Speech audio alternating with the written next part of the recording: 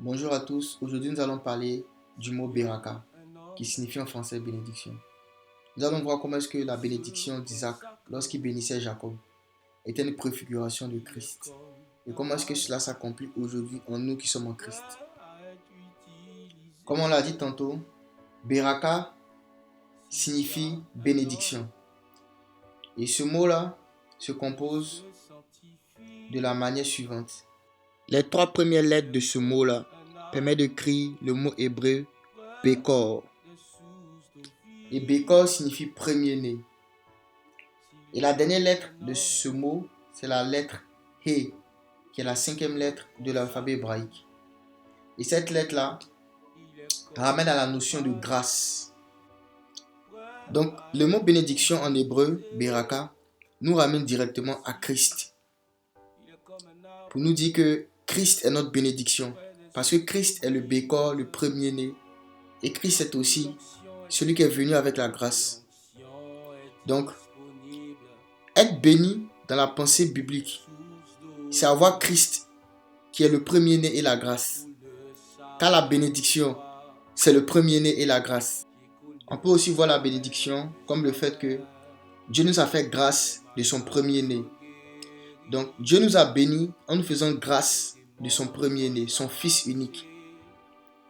Donc, un homme est béni s'il a expérimenté Christ, s'il a rencontré Jésus. Ce qui définit le niveau de bénédiction d'un homme, c'est le niveau d'intimité et de révélation qu'il a du premier-né de Dieu, c'est-à-dire Jésus-Christ. Donc, pour ne s'arrêter que là, on voit déjà que Beraka parle de Christ. Et on va prendre une préfiguration de comment est-ce que, au travers de Christ, on reçoit la bénédiction de Dieu, qui se trouve dans Genèse chapitre 27, versets 1 à 40. Donc, pour faire simple par rapport à l'histoire, c'est Isaac qui voulait bénir son fils aîné, son Bekor, son premier-né Ésaü. Et il lui a demandé que celui-ci lui prépare son mets préféré, après être allé à la chasse. Et ayant eu connaissance de cette information, Rebecca, la mère, a demandé à Jacob de prendre la place de son frère, de se substituer à son frère pour recevoir la bénédiction du Père. Dans cette histoire, c'est le premier-né qui avait droit à la bénédiction du Père.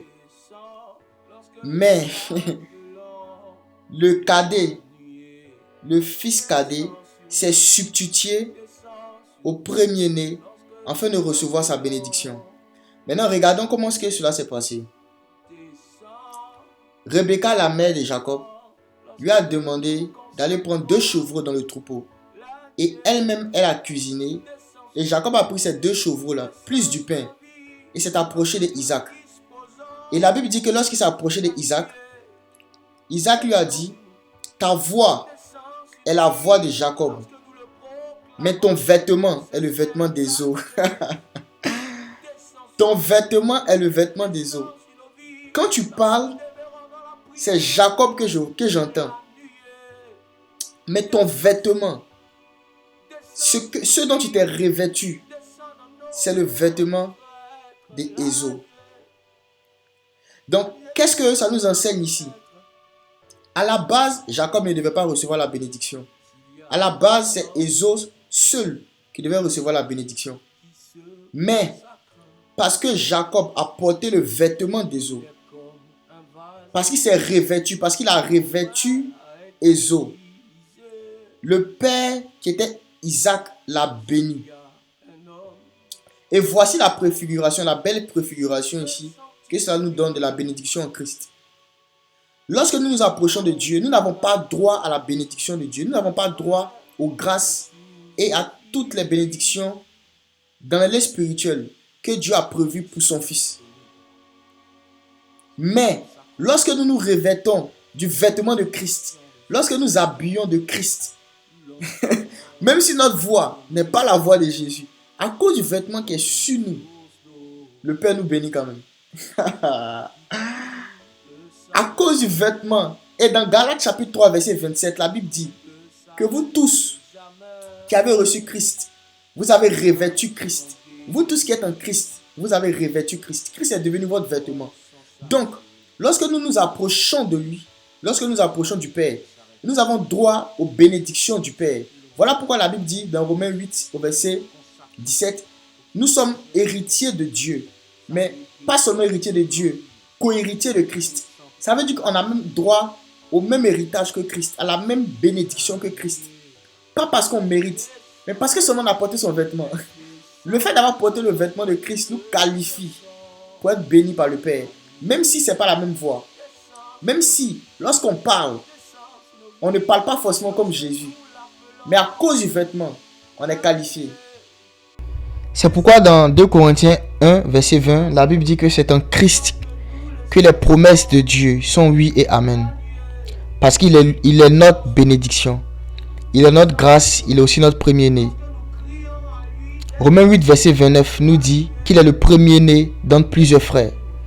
Donc, lorsque la Bible dit que Christ est le premier-né d'entre plusieurs frères, c'est notre manière de dire que c'est par lui que nous sommes bénis. C'est par lui que nous avons accès à la bénédiction de Dieu. Au moyen de la grâce qui vient par Christ, nous sommes bénis. Nous sommes bénis. Et cela se fait comment? Cela se fait simplement parce que nous avons revêtu son vêtement. Et lorsque le Père nous touche, lorsque le Père sent notre odeur, ce n'est plus notre ancienne odeur qu'il sent. Ce n'est plus notre ancien vêtement qu'il touche. Mais c'est le nouveau vêtement. C'est Christ. C'est son Fils premier-né. C'est lui qu'il touche. Donc, voici un peu comment est-ce que cette histoire-là préfigure Jésus-Christ. Que le Seigneur vous bénisse.